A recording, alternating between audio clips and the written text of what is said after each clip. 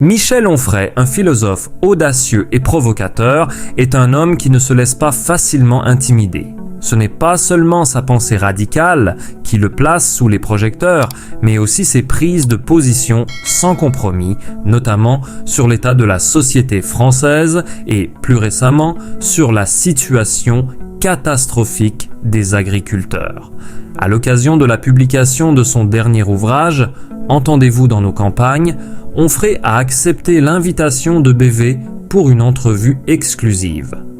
Un livre qui rassemble une série de lettres échangées avec Véronique Le Floch, présidente de la coordination rurale, où il expose sa vision du déclin de l'agriculture et l'humiliation vécue par les paysans français. Une voix exclue des médias. Un philosophe en marge, Michel Onfray, depuis longtemps banni des plateaux de télévision publique, est désormais un homme à l'écart des grands discours médiatiques. Dans son livre, il revient sur l'une des expériences les plus marquantes de sa carrière, son exclusion du débat public. C'est une forme de censure douce mais efficace, explique-t-il.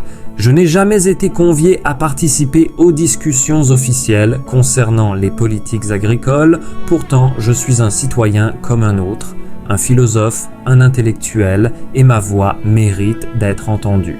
Cet isolement, selon Onfray, est le reflet d'une démocratie malade. Il n'hésite pas à désigner une classe politique qui, sous prétexte d'une neutralité imposée, ne fait que renforcer les idéologies dominantes, étouffant les voix dissonantes.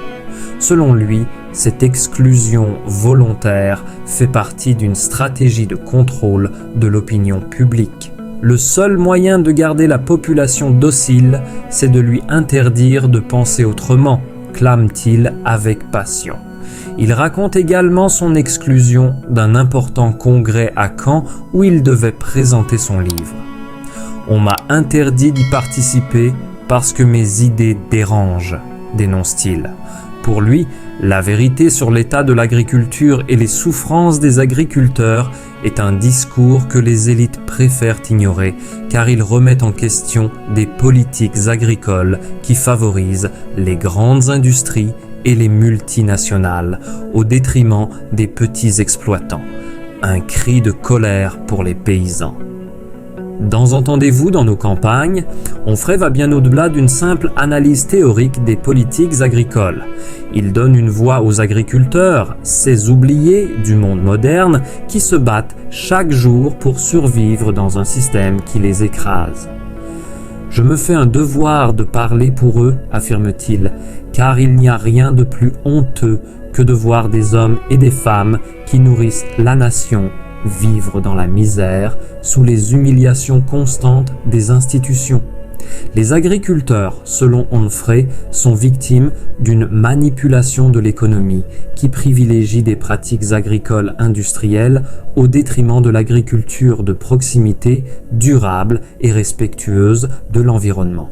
Il parle des subventions agricoles mal distribuées, des prix du lait trop bas, des normes environnementales étouffantes et des crises sanitaires successives qui ont défiguré le paysage rural.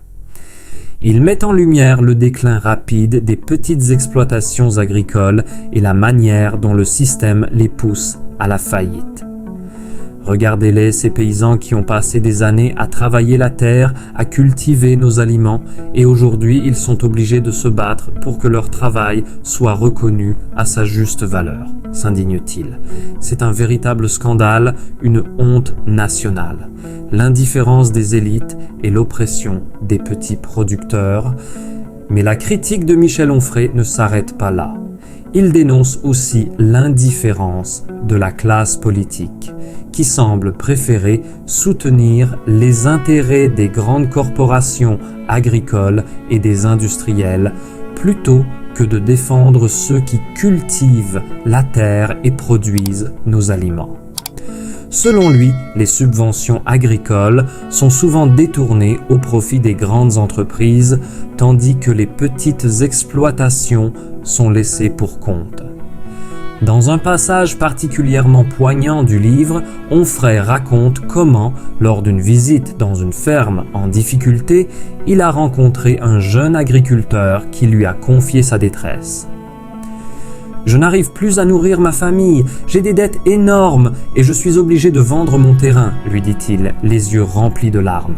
Mais les grandes surfaces s'enrichissent et moi, je me noie dans un océan de bureaucratie. » Ce témoignage, selon Onfray, résume à lui seul la tragédie de l'agriculture française contemporaine.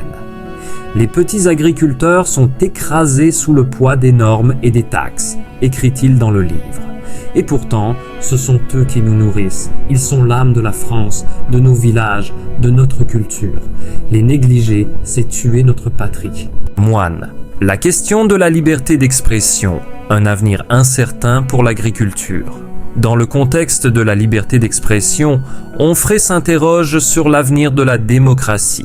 Il évoque l'émergence des grandes entreprises technologiques et la manière dont elles manipulent l'information. Elon Musk, notamment, avec son projet X, anciennement Twitter, pourrait être perçu comme un sauveur de la liberté d'expression, affirme Onfray, mais il reste une figure controversée. Musk, qui défend l'idée d'un nouveau monde technologique, fait l'objet de critiques pour sa manière de gérer la plateforme. Est-ce que la liberté d'expression est vraiment protégée dans l'ère de Musk et des géants de la Silicon Valley ? Zrenia-t-il. Peut-être, mais pour l'instant, la véritable liberté d'expression semble être étouffée dans le monde physique. Alors oui, peut-être que Musk apportera quelque chose, mais tant que les gouvernements continueront à contrôler les voix discordantes, nous serons dans une impasse.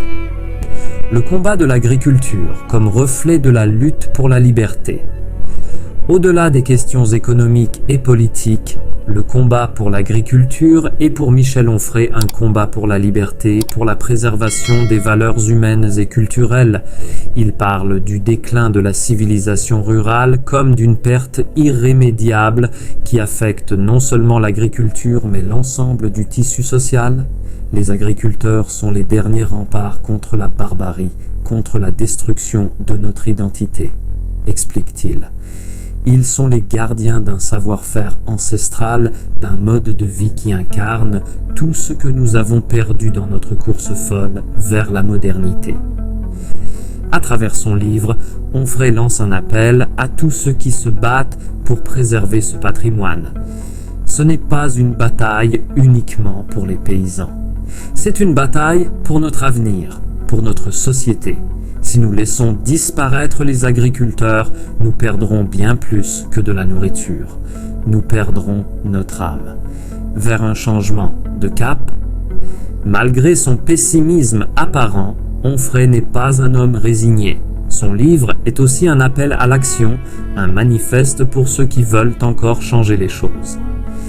Il est encore temps, mais il faut que les citoyens se lèvent, conclut-il. Il est temps que nous disions la vérité à ceux qui nous gouvernent, que nous leur disions qu'ils ont trahi la nation en oubliant ceux qui la nourrissent. Ainsi, le combat pour la survie de l'agriculture, pour la reconnaissance des paysans et pour la défense des libertés fondamentales est loin d'être terminé. Michel Onfray se positionne comme un porte-parole des oubliés de la société et à travers son livre, il espère rallier à sa cause ceux qui croient encore en une autre France plus juste, plus humaine et plus respectueuse de son passé.